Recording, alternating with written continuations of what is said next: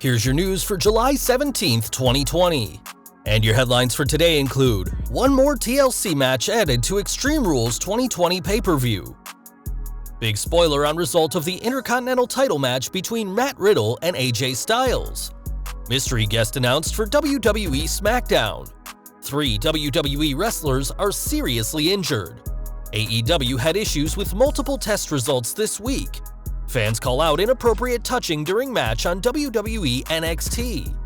AJ Styles credits Roman Reigns for his success in WWE. Jeff Hardy's legal issues hit another big snag.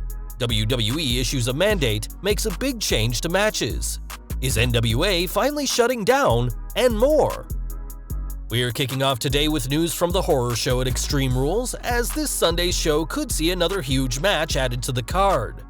During Wrestling Observer Radio, Dave Meltzer stated that WWE is likely to add a match between the SmackDown Tag Team Champions The New Day against Shinsuke Nakamura and Cesaro, which will presumably be for the titles.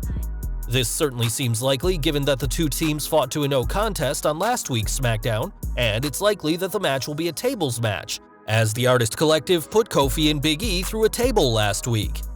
So far, the show only has 2 confirmed stipulations on the card, namely the Eye for an Eye match and the Wyatt Swamp fight, and adding a tables match for the SmackDown Tag Team titles would certainly make the horror show more extreme. Before this Sunday's pay-per-view though, tonight's episode of SmackDown will see a huge Intercontinental title match between the champion AJ Styles and Matt Riddle, but it sounds like it's going to be a bad night for the King of Bros. According to Sean Ross Sapp of Fightful, the WWE has no plans to put any gold on Riddle at this time, meaning that Styles will be retaining the title. Fightful added that Styles won't stop there and is expected to join Baron Corbin in a post-match beatdown, building towards a feud between the King and the King of Bros. It's been previously reported that Riddle's first main roster feud would be against Corbin, which was hinted to at their interactions at both Survivor Series 2019 and the Royal Rumble, whilst Corbin was recently unhappy that Riddle gets to feud with him so soon after being called up. Given how popular he's been, with Riddle reportedly being compared to Shawn Michaels backstage by Vince McMahon, don't be too surprised if the original Bro is one day Intercontinental Champion, but it reportedly won't be tonight. From one championship to another now, as Big E is one of the current SmackDown Tag Team Champions, but has plenty of other gold to his collection. Before joining the New Day, Big E was a former Intercontinental and NXT champion, and whilst speaking on Devon Dudley's Table Talk podcast, spoke about possibly returning to singles action. He said, "I still think we can do everything we want to do as a faction. I could still do singles stuff and the New Day is still in tags. I'm prepared to do singles. I came in doing singles, and I never saw myself as a tag team wrestler. But I love tag team wrestling, and I grew to love it. But I still think we don't need to break up. We can do stuff like Kofi did where we still stayed as a faction." Big E went on to explain why a New Day split wouldn't work, saying unlike The Shield, the trio wouldn't have the same level of success as 3 singles acts. In the past, the group have said that they will never split, so fans should get used to the popular veteran stable. We are sticking with the blue brand as a big segment has been announced for tonight's show. As confirmed by WWE's official Twitter, Alexa Bliss will host her A Moment of Bliss segment with a mystery guest. It's unclear who Miss 5 Feet of Fury will choose, though it could always tie into her tag partner Nikki Cross's upcoming SmackDown Women's Championship match this Sunday. Tonight's show will also see Bray Wyatt return for an episode of the Firefly Funhouse just days ahead of his non-title Wyatt Swamp fight against Universal Champion Braun Strowman. And with the Riddle-Styles match confirmed and plenty more to be added, tonight should be an interesting go-home show for Extreme Rules. Over to NXT now, and following this week's show, the Gold brand has given their weekly injury report. NXT Women's Champion Io Shirai was diagnosed with a jaw contusion following her attack from Dakota Kai, which came after the champion retained her gold against Tegan Nox. Dominik Dijakovic is dealing with undisclosed injuries following his backstage brawl with Karrion Kross and was momentarily unresponsive after the scuffle, but is now alert. Denzel Dejournette suffered a hyperextended knee due to multiple single-leg crabs applied to him by Timothy Thatcher. It's worth noting that these injury reports often blend real and kayfabe injuries, and time will tell whether anyone will be needing time off from next week's show. Over to AEW now, and this week's Fight for the Fallen started off by announcing that Tony Schiavone wouldn't be commentating, as his test results didn't come back in time, and it's now being reported that this issue was bigger than one individual. For their latest tests, the company opted for blood tests instead of their standard swab tests, and on Wrestling Observer Radio, Dave Meltzer explained that Schiavone wasn't the only one who had issues. He said, "There's something that happened that I was told that people were tested multiple times. I don't know the whole story, but Tony's test didn't come back, so he was off the show. There were a couple of other people who were missing. I don't know the reasons why, but they were missing. Hopefully any delayed test will come back with a negative result, and the company handled it well, having Taz replace him on commentary before Chris Jericho replaced him when Taz was on the show. It's possible that Schiavone could be back by next week's show, and we continue to send our best wishes to everyone affected at this time." Back to NXT now, and this week saw Damian Priest defeat Cameron Grimes, but he got a little bit more than he expected during the pin. During the final seconds of the match, Grimes appeared to tap Priest in a very private region, and though Priest no-sold this as the referee counted, fans noticed it. On Twitter, Brad Shepard wondered what exactly was being taught at the Performance Center, whilst an account claiming to be Dave Meltzer joked that the company had brought back Bill DeMott as a guest trainer, who was fired after multiple allegations on inappropriate actions and comments against trainees.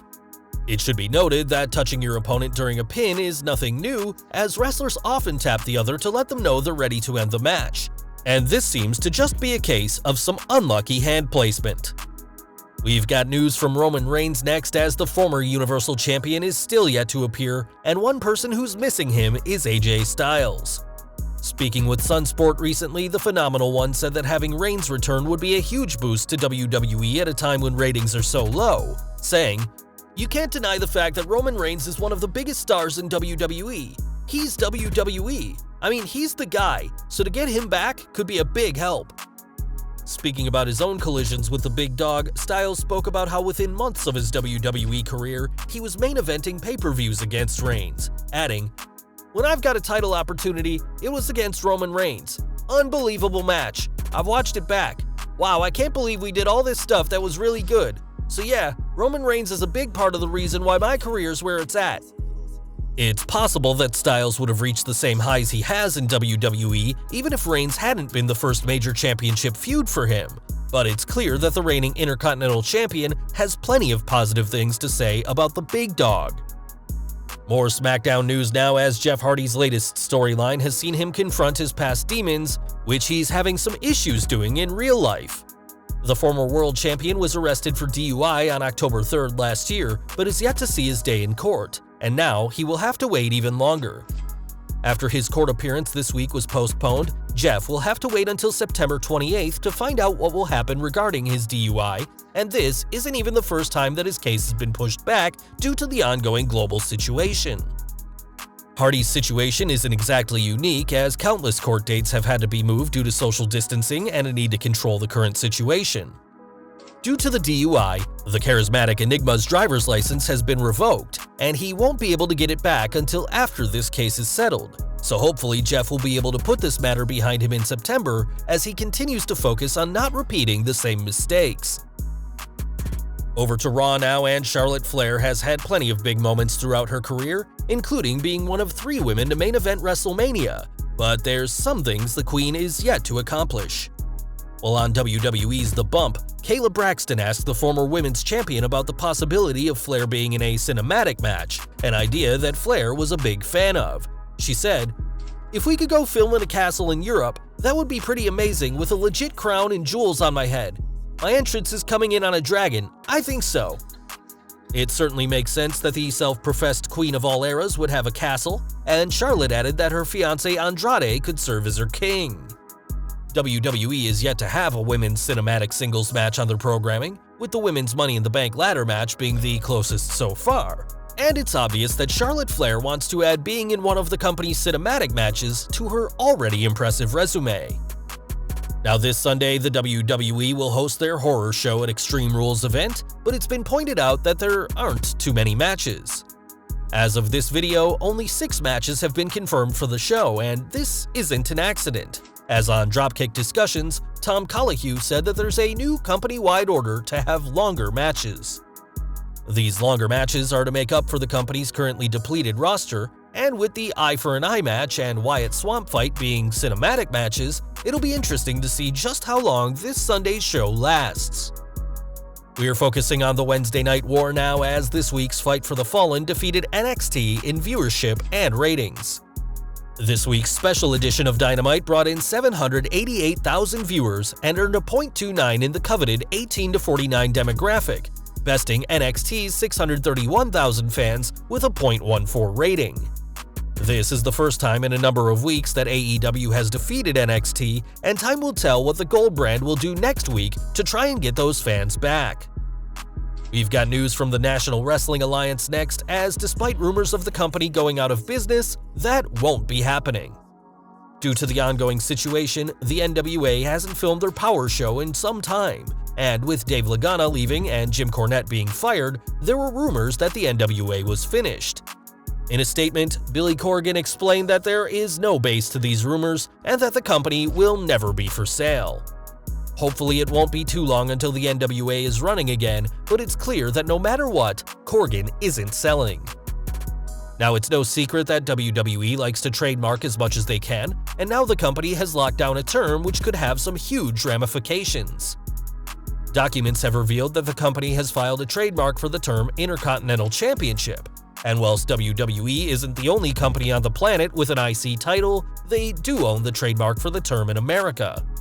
Given that the WWE unveiled a new Intercontinental Championship earlier this year, it's not surprising that the company wants to lock down the term, as there's no shortage of merchandising opportunities for the new gold. Novelty protective face masks were also on the list of WWE's trademarks, as despite the current situation, the WWE is still locking down as many trademarks as they possibly can. And we're ending with news from AEW, as Orange Cassidy has done a lot without actually doing much, and that's partly down to Tony Khan. While speaking to the New York Post, Khan recalled watching Cassidy compete in a six-man tag, but took him aside after the match. Khan said that once he saw Cassidy's talent, he told him to camouflage his talent in the ring until fans saw just how good he was in his match against Pac. This strategy clearly worked, as the freshly squeezed one is one of AEW's fastest rising stars, and given his current feud with Chris Jericho, the future certainly looks bright for Orange Cassidy.